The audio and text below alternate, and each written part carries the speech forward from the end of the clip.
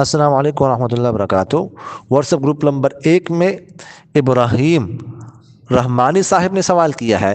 السلام علیکم۔ وعلیکم السلام ورحمۃ اللہ وبرکاتہ۔ مفتی صاحب، آدمی فجر، ظہر، عصر اور عشاء کی سنتوں کی جگہ قضاء عمری پڑھ لے تو سنتوں کو چھوڑنے کا گناہ تو نہیں ہوگا، اور ایسا کرنا درست ہے؟